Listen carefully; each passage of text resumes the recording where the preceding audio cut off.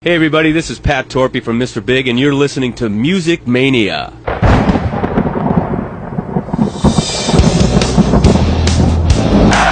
You ready for some screaming heavy metal? We rock! But the evil that men do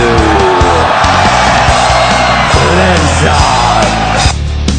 We gonna bang your head! You are now listening to the Music Mania podcast, brought to you by CD Warehouse in Gladstone, the #1 hard rock podcast in the Midwest, featuring hard-hitting interviews with rock's living legends. And now, here's your host, Clint Switzer. Welcome to the Music Mania podcast, man. How's everything going? Everything's going great. Thanks for having me. I appreciate it. Well, it's our pleasure. I tell you what, we had Steve on the show about a year ago. This is before kind of any of the news about the new album kind of broke. But, man, you guys have had a busy summer. Before we get into that new album, this summer's been crazy busy for you guys, maybe as busy as the band's ever been. I know you still got a couple of tour dates left coming up here on October 6th in the Mohegan Sun. But what a crazy summer it's been for Autograph, hasn't it? Absolutely, and there's actually quite a few dates for the last months of the year, which is pretty unusual. But we've got some really cool stuff already booked for this year. Absolutely, and that includes the Monsters of Rock cruise, and you guys can go to autographband.com to check all that. The Monsters of Rock cruise sounds like something that, well, it's criminal that I haven't been on one yet. I'm going to have to make that happen, but how fun, I know you guys have done these before. How fun is it for you guys, and just kind of talk about the atmosphere of being kind of on this cruise ship, hanging out, and it's got to be a different vibe for you guys. Yeah, I mean, it's really cool. I mean, you get to hang out with the fans. You get to hang out with the other bands and people that you've known for a long time. And then you also play a great show, and you have it's really professional, organized, and it certainly doesn't suck to be in the cruise in the Bahamas, hopefully without a hurricane. But right. It's awesome. Well, I tell you this, it's crazy to think about this. You've been with the band, almost, 4 or 5 years at this point. Just kind of talk about that because, when you joined, you were singing for a band called Jailhouse, as I understand it, and the band kind of connected with you and found you. Just talk about what these last 4 years have been like for you personally. It's been fantastic because this is really not just a band; it's a force, and it's a group of good friends who work as a team, and because the relationship is so pleasant, everything seems very effortless. So from the very beginning, when we got together, and we immediately detected that the chemistry that we had, we knew it was going to be something special. And the live show has always been full on, full expression, and the dates, they kept increasing, and we kept going to more places, and sometimes going back to places, and it's just a process that it's building and building. I mean, there's obviously the past of the band from the '80s, but we took the past, we took the people from the past, and we added new stuff, and so we're just taking everybody together on a ride with us. And like you said, the last few months, this summer, it's been really active, and we were able to reach a lot of places, reach a lot of people, and we still look at it as just the beginning. This is really just the beginning. It's our 4th year touring, but it's really just the beginning, because we know where we're all at in our minds, and we know what we want, and we know that this is valuable and important to us, and we want to make the most that we can in the long run. We'll talk about kind of your upbringing because you grew up in Brazil as a big fan of rock music. But what was, when you got asked to join the band in 2013, what was your knowledge about the band Autograph? Obviously, they had the big hit in 1983 with Turn Up the Radio. But what was your knowledge of Autograph, from your upbringing in Brazil? Did you know anything about Autograph at all?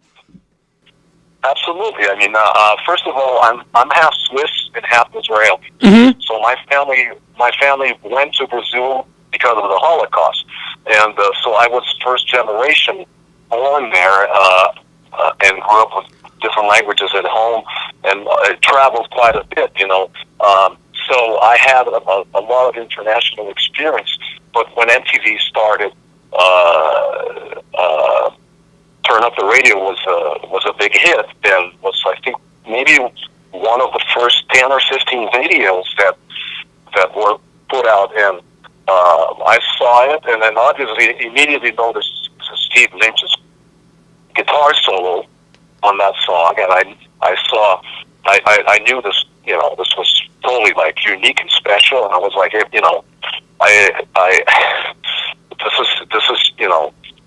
this is really the music that I like.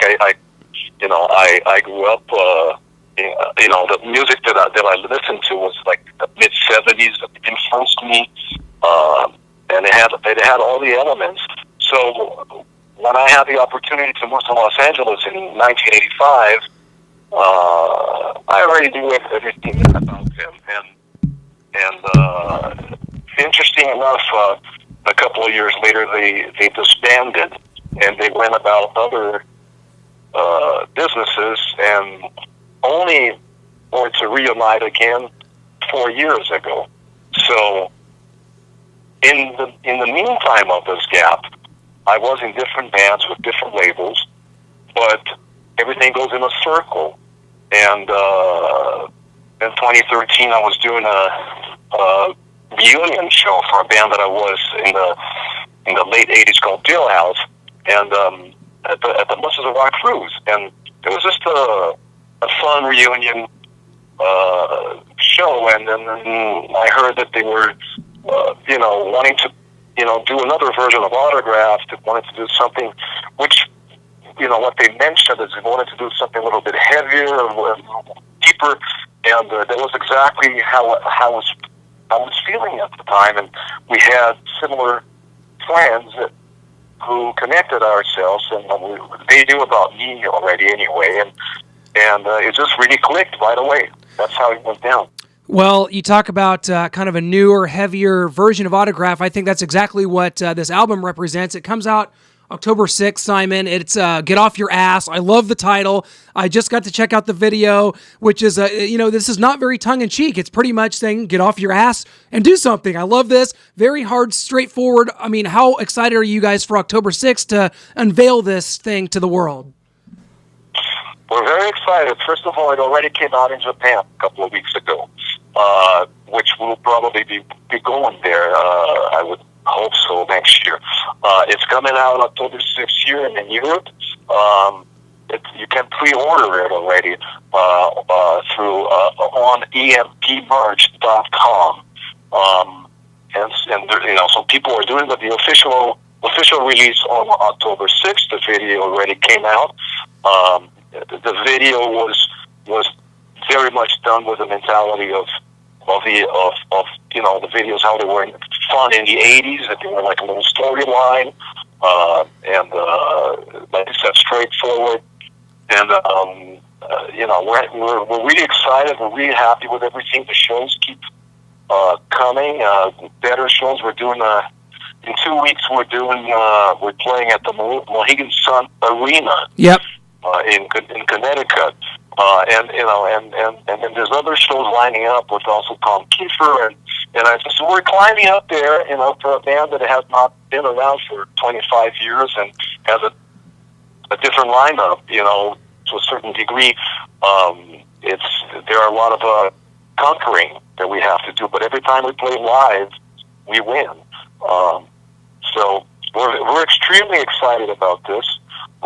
If anybody wants to know more about it or anything that we're doing, we have our website, which is autographband.com, and there are tour dates, there are reviews, pictures, the record you can order through there already, and so on.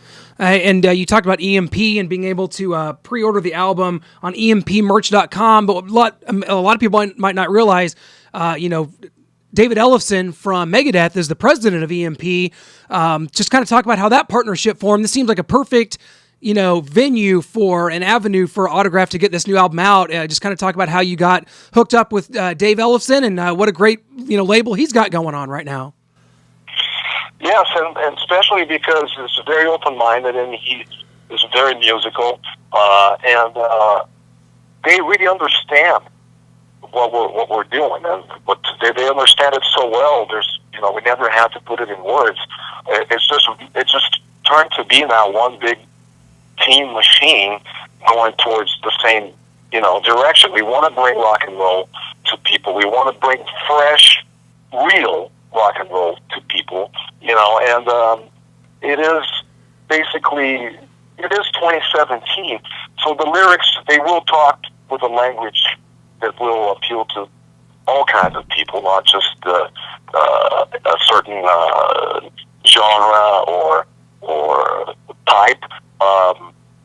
This is what the record is about, and Get Off Your Ass is really a metaphor for motivation. Because you can interpret that in many ways. You can interpret it the way it's in the video. You can also interpret it as somebody is in a rock concert, and and get off your ass, like stand up and shout and scream, and let's go crazy. And there's other interpretations that it can be. So that's kind of how it is supposed to be, and it speaks for itself. And David Ellefson and Tom Hazer, they are completely in touch with everything we're doing, which is wonderful to hear. And I tell you what, before we let you go, we talked about, we've had guitarist Steve Lynch on this show before. Obviously, you play guitar as well, so just kind of talk about playing guitar with Steve, kind of on album and on stage. And just is there a more underrated guitarist from that era than Steve Lynch? I mean, he's absolutely unbelievable, isn't he? Well, it's almost like a magician. Yeah. Yeah, he is really the first one, and he created that style when the Music Institute started in LA in 1983 or something. He was right there with the guy that started. David Ellefson has an immense amount of respect for him because he knew him from that era.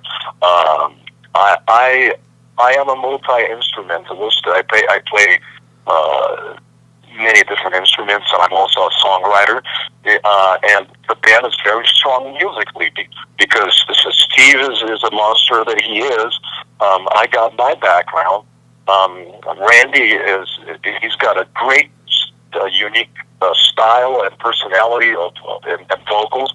And Mark, the drummer, he's a recording engineer, which, by the way, he recorded and mixed the whole record. Yeah. So we are in a musical level. We trust each other entirely because there is a lot of mileage and a lot of talent and knowledge in all of us, and it makes everything easier. You don't have to consult each other so much. But as a guitar player, to answer your question, I play. I want a heavy sound underneath Steve's guitars. Even though I play keyboards as well, I don't think that what we wanted to do would be as I would say kick-ass, really. If we were to bring back keyboards and do all that kind of stuff, which I'm not saying couldn't happen in the future, but right now we wanted to go for more of a guitar sound, organic guitar sound that would really push some air and make you feel like you want to stand up and just break something or dance or celebrate or drive fast or all those crazy things that we used to do when we were 17. Absolutely, and I think that's the heart of this album, and everybody's really excited to hear this. Here in America, you mentioned it's out in Japan, October 6th, here in America, and I'll tell you what, Simon, it's just been such a pleasure. We're really looking forward to hearing this when it comes out, and can't wish you guys the best of luck. Just really a big fan of this incarnation. Simon, I'll tell you, this incarnation is great. And, feel free to connect with me at any time, and thanks for having me on the show. Simon, anytime, man. We've had you guys here in Kansas City before. Hope to get you back after this album's released. I know you're a busy group these days. Let's get you back to Kansas City, and we'll come out and say hello in person. How's that sound, my man? Please do so anytime. Absolutely. Thanks, Simon. Appreciate it. Okay, thank you.